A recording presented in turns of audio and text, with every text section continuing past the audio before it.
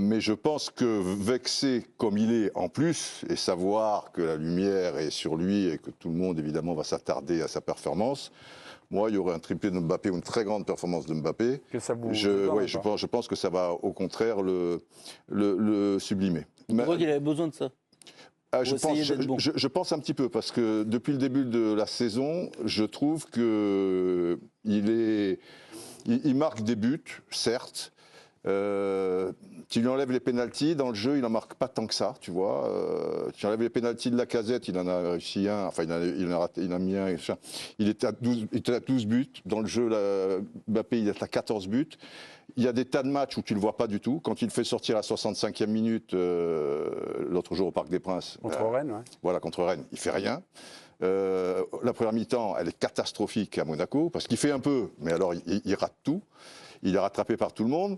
Et voilà. Pour toi, c'est parce que c'est devenu une pompe. Il n'y a pas des raisons collectives. Il y a peut-être un ensemble, mais je trouve qu'il est moins concerné. D'ailleurs, le staff technique le dit. J'ai vu un papier dans l'équipe hier ou avant-hier qui sentait peut-être qu'il a des tas de choses en tête. Je ne sais pas. Je pense que il est pas trop dans le coup. Mais je pose une question juste là, mais sans hystérie derrière. Est-ce que ça vous paraît, par rapport à ce qu'il a fait à Monaco, est-ce que ça vous paraît normal qu'il ne soit pas sanctionné et qu'il joue demain à San-Sébastien? C'est tout à fait normal. C'est une question du président. Une question. Étienne et Karine, qui n'ont pas encore participé au débat. Là, sanctionné, il l'a déjà un petit peu été pour la deuxième mi-temps du match à Monaco, quand même. Non, mais là c'est sanctionné. J'ai compris le sens de ta... Non, mais c'est-à-dire qu'en fait, pour le moment, il est presque sanctionné, donc depuis qu'il a annoncé à son club qu'il ne voulait pas prolonger et partir ailleurs, on sent qu'il commence déjà à être un petit peu sanctionné. Quand même. Mais ce qu'il a fait, ça vous paraît normal que... Moi, ça ne me paraît pas normal. Hein. Ça me paraît pas normal. Ça paraît pas normal. Cette situation me paraît grotesque, et ce qui me paraît grotesque, c'est de la vivre à ce moment-là de la saison. Moi, je suis un peu d'accord avec Sébastien. Alors, je ne vais pas imaginer que c'est des conséquences et que ça fragilise au plus haut point le club, mais réussir à se créer ce mini psychodrame alors que tu es en tête du championnat, tu vas disputer un 8e de finale de Ligue des Champions, que tu sais que ton joueur va partir, de toute manière c'est acté, et se mettre dans cette situation-là, il n'y a quand même que le PSG pour y parvenir. Étienne, vous les mettez un peu dos à dos, tu réponds pas à ma question. Je les mets pas dos à dos. D'abord, la responsabilité, pour moi, elle est celle du Paris Saint-Germain, c'est-à-dire du club qui surréagit. Bon, ben voilà, il y a un joueur qui est en fin de contrat, qui a annoncé à son club de manière assez respectueuse, puisqu'il l'a annoncé au président, il ne l'a pas d'abord dit dans les médias, etc. Donc il devrait être content, au moins de ce point de vue-là, et on s'y attendait. Bon, ben voilà, c'est acté. C'est-à-dire, tu as une saison à finir. Je te parle de son attitude. Attends, tu as une saison à finir avec ton club, mais qu'ils la finissent bien des deux côtés. Donc après, les espèces de petites vexations, punitions qu'il y a sur Mbappé, elles me semblent ridicules.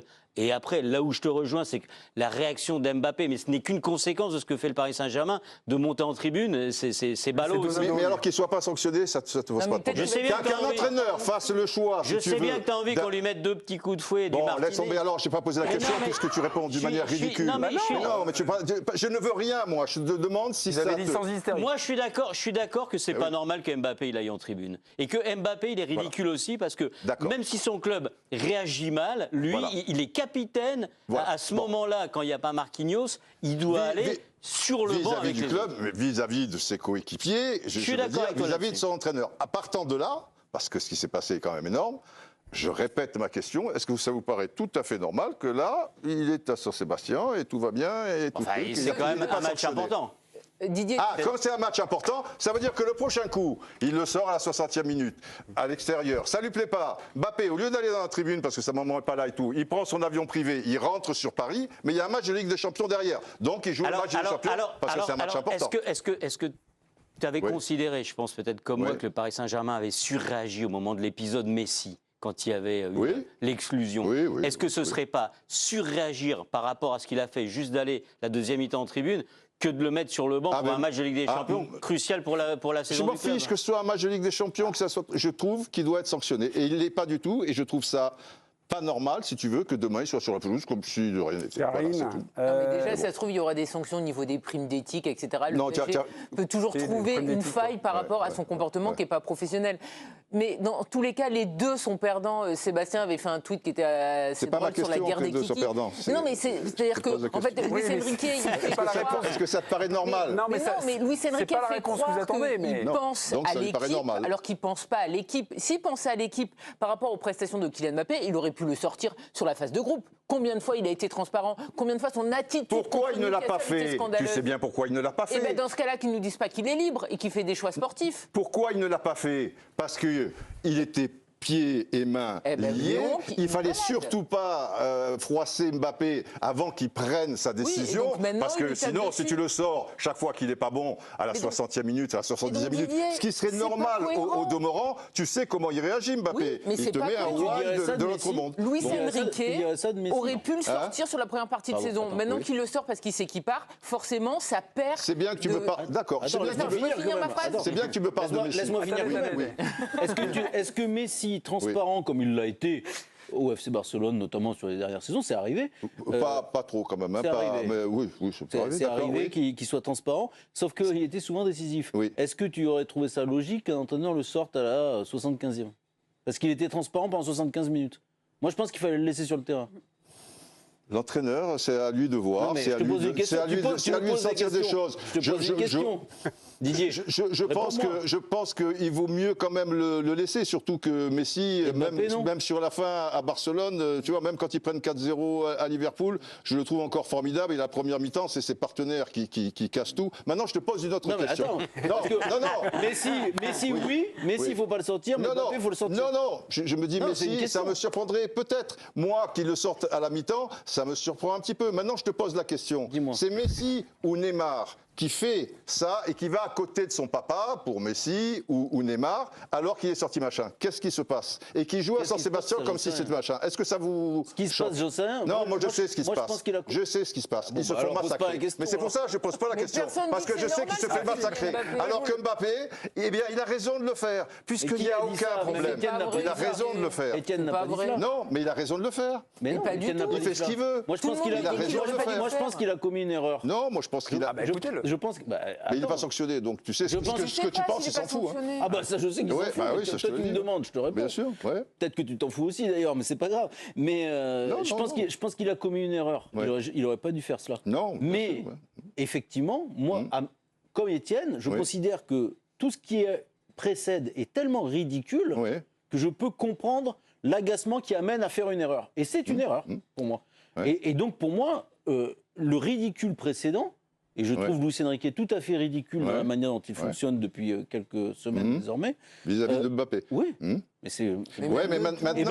Amène à ces situations. Et je trouve ça dommage. Maintenant, moi, ça me rend triste pour tout te dire, parce que qu'on aime Mbappé ou pas, qu'on puisse le critiquer ou pas, peu importe.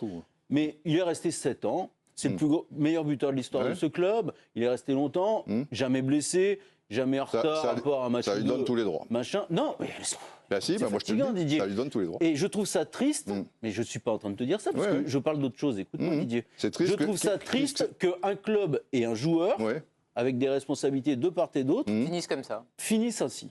C'est dommage. Comme sa sortie à Monaco, elle était triste aussi. Mais je viens de te le dire. Non, je ne te parle pas au Stade Louis II, sous le maillot de Monaco. Elle était triste aussi.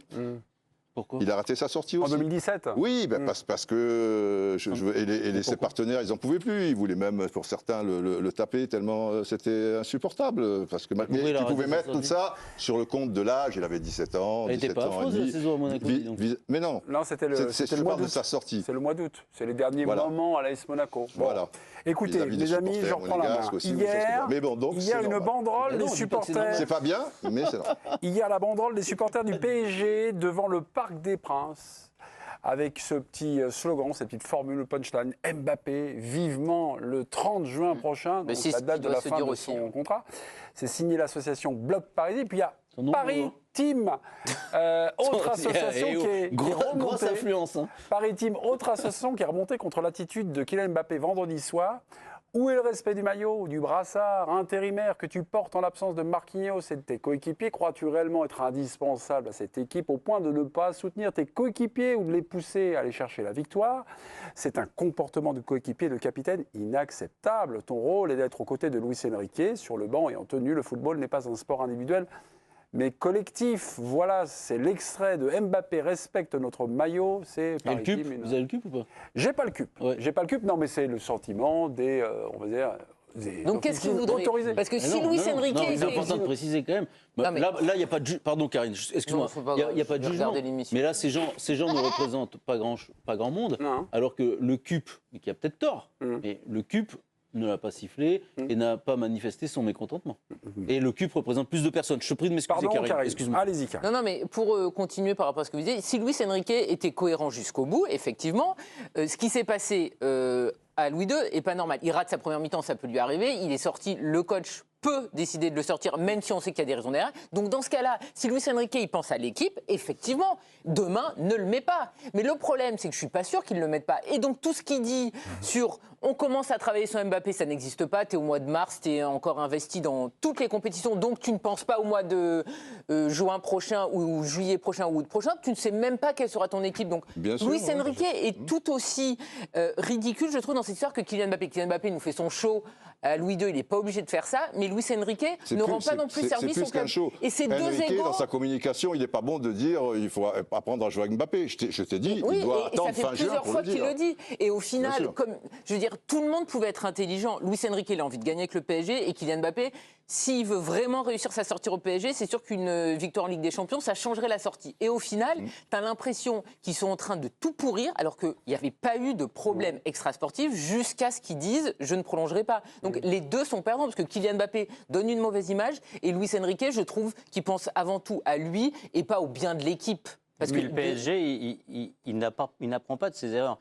Je pense que tu apprécies Messi, Neymar. Est-ce que tu trouves que la fin de Messi, Neymar au Paris Saint-Germain, c'est quelque chose qui a été bien? Non. Non, évidemment. Non. Et aujourd'hui, avec quelqu'un de complètement différent, qui a des défauts aussi, complètement différents de ceux de Messi et Neymar, ça se termine mal aussi. Est-ce que ça donne envie aux grands joueurs, au-delà des contrats faramineux qui sont proposés au PSG, d'aller dans ce club-là? Quand tu y signes, tu ne peux pas partir, tu ne peux pas être transféré ailleurs. Quand tu arrives en fin de contrat, si tu prolonges pas, ça se termine en boudin comme ça. Je crois que les joueurs ils regardent les 0-0 qu'il y a derrière le premier chiffre. Oui, mais quand les 0-0, aujourd'hui Mbappé il va dans un club où il y aura moins de 0-0 et il y aura pas mal de 0-0, t'en fais pas, et je pense que sur son comportement, il y aura suffisamment de 0-0. Je sais bien qu'on ne va pas le plaindre ici, mais il y en aura quand même deux fois. Mais il n'y a aucune sortie élégante au final. Non, c'est vrai, mais après, oui, Verratti, c'est triste, mais les supporters n'en pouvaient plus. Oui, mais là on parle du club en lui-même. Des dirigeants. Oui. Le club n'a pas été super. Bon, après, il va quand même dans un club qatari, il le revoit. Il n'avait pas envie d'y aller. Et tout. Oui, mais c'est bon. Il ne voulait pas le garder. Neymar, ça fait un bout de temps qu'il gêne Mbappé, il est dans la même zone. Regarde, Thiago Silva, quand ils en ont plus Campos, il a fait comprendre une fois d'une manière très claire, alors qu'il y avait 3 mois de championnat et que Neymar était là, il te disait Neymar, il faut qu'il parte. On va aller voir Giovanni Castaldi, parce que Giovanni est en Espagne donc depuis aujourd'hui à San Sebastian. Pourquoi ils sont partis, à ton avis? Je crois que tu as dit écoutez Giovanni, parce qu'il a froid en plus et tout ça. Il fait froid, mais San Sébastien, c'est quoi? Giovanni, vous avez été interviewé et interrogé par des confrères. Qu'est-ce qu'ils voulaient savoir? Qu'est-ce qu'ils n'arrivaient pas à comprendre? Vous l'avez dit lors de votre première intervention, qu'est-ce qu'ils ne comprenaient pas ou pas d'ailleurs?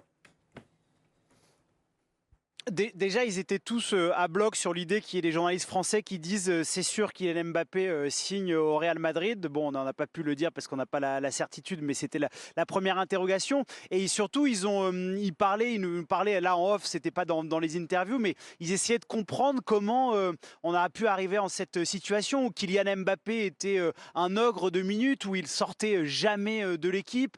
C'est un joueur, comme je crois que c'est Sébastien qui l'a dit, qui est jamais blessé, qui a joué des match en Coupe de France qui avait parfois pas d'importance, il avait déjà marqué des triplés, des quadruplés et il ne sortait pas. Et c'est vrai que l'attitude de Luis Enrique, parce que Luis Enrique en Espagne, évidemment, c'est un personnage très important, que ce soit à Barcelone avec la sélection nationale, et il a eu des moments de tension, notamment avec Lionel Messi. Donc ils essayaient de nous savoir si c'était pas aussi un excès de zèle de Luis Enrique, qui encore une fois avait un problème avec la gestion des stars. Il a eu quelques soucis, il me semble, de mémoire aussi avec Francesco Totti à la Roma, donc ils étaient aussi à bloc là-dessus, sur l'attitude de Luis Enrique, qui s'est confirmé quand même en conférence de presse. Je ne veux pas m'acharner sur lui, mais c'est vrai que vis-à-vis des journalistes, parfois il est quand même extrêmement arrogant, mais c'est pas que les Français, aussi les Espagnols. Okay. Vous avez eu certaines confirmations. Mélisande, j'ai lu avec vos gourmandises Votre ironie mordante, ce matin, dans votre édito, s'appelle Tôt ou tard, car tôt ou tard, il faudra jouer sans lui. C'est le propos de Luis Enrique. Vous avez exprimé votre ironie, et c'est quand même un personnage, Luis Enrique, qui vous fascine. On sent de la fascination. On sent aussi un peu d'incompréhension, Mélisande.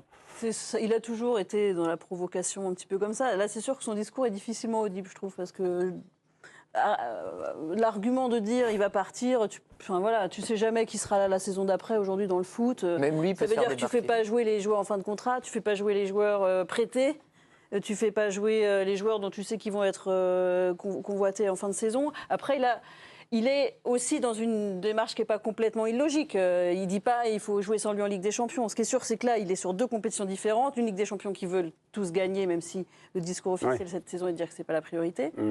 Et une Ligue 1 qu'ils ont déjà quasiment gagnée. Et que du coup, en Ligue 1, il se dit peut-être qu'il va falloir essayer de jouer sans lui. Évidemment qu'après, il y a une guerre d'ego. Il a aussi dit, il y a peu de temps, on sera meilleur la saison prochaine. Oui. Et je justifie pas l'attitude de Mbappé, mais on parlait de la manière dont le PSG est capable de brûler ses idoles avec subitement comme ça, avec parfois sans pitié aucune. C'est quand même un joueur qui a donné beaucoup de ses meilleures années au PSG sans jamais être à la faute sportivement. Il a marqué, il a bien joué, il a grandi, il a subi toutes les limites de ce club qui sont pénibles, je pense, au quotidien, et pour un joueur de cette ambition-là.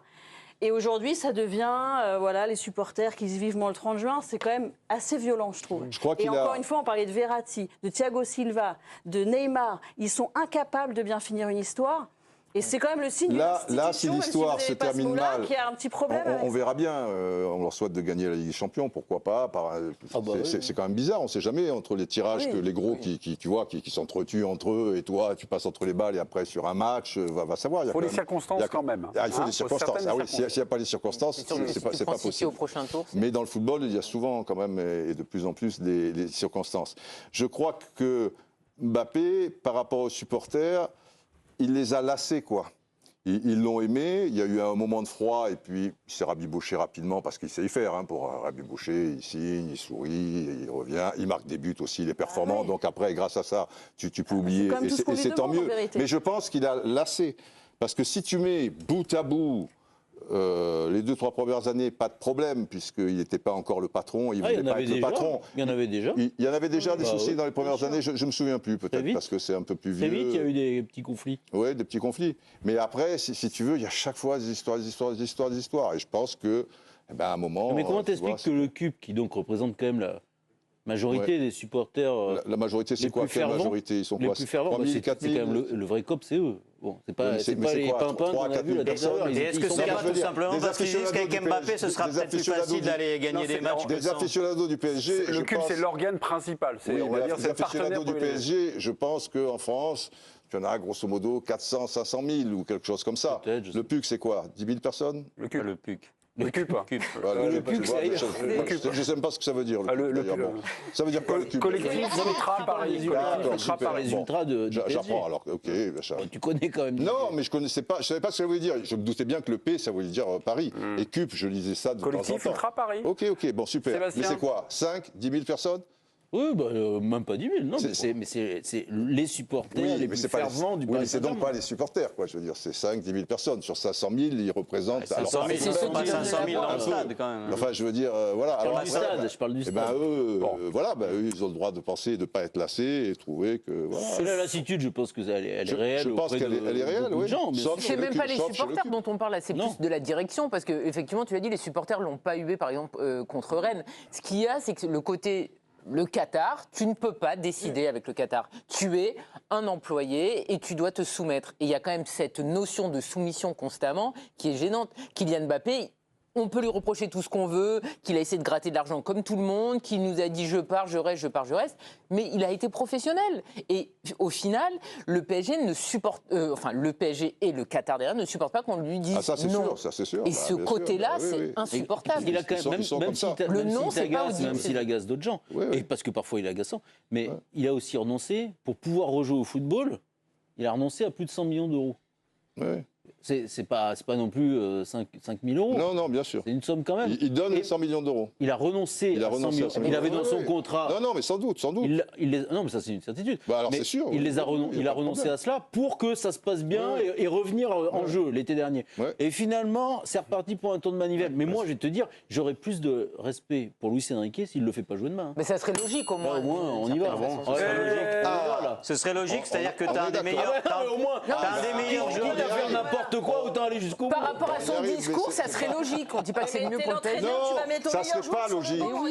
C'est son meilleur joueur. Il est très important. La logique veut qu'il le fasse jouer. Moi, c'était par rapport à son comportement qu'ils sont sanctionnés. Sportivement, il ne doit pas être sanctionné. Non, parce que même par rapport à ses prestations, il n'est pas toujours satisfait. Donc dans ce cas-là, qu'il aille au bout. Non, mais oui, mais même s'il n'est pas satisfait, il aurait dû aller au bout. Mbappé, il a quand même un certain niveau. Il attend plus de Mbappé par rapport à ses qualités. Et je pense que c'est normal. Mais il aurait dû le faire depuis le début. En phase de groupe, quand il n'a pas été bon, il ne l'a jamais sorti. Les matchs de Ligue 1 qu'il a ratés, il ne l'a jamais sorti. Mais tant que Mbappé n'avait pas donné sa décision, il ne le sortait pas. Une fois Tourelle l'a sorti, à 10 minutes de la fin, c'est devenu un psychodrame. C'est juste de la politique. Luis Enrique ne fait pas du sportif avec Kylian Mbappé, il fait de la politique et il est aux mains du Qatar. Mais tous les entraîneurs sont obligés de faire de la politique quand même avec Mbappé, parce que si tu le sors avant la fin du match, même si c'est contre le 124e en Coupe de France, de je sais pas trop quoi et truc, il va te plomber les choses.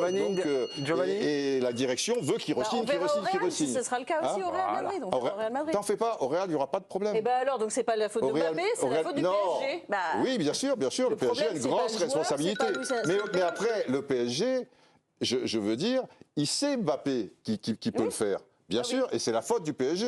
Au Real Madrid, t'en fais pas. Il va être copain avec Vinicius, il va être copain avec machin. Sauf peut-être dans 2-3 ans, s'il mange Vinicius, il ne voudra plus Vinicius. À propos de copain, Luis Enrique, avec son passé quand Ancelotti le sortira à la 65e minute, même si par hasard il est capitaine, il ne prendra pas son brassard en le jetant là. Il ira mettre le brassard. Ne te fais aucun souci, c'est quelqu'un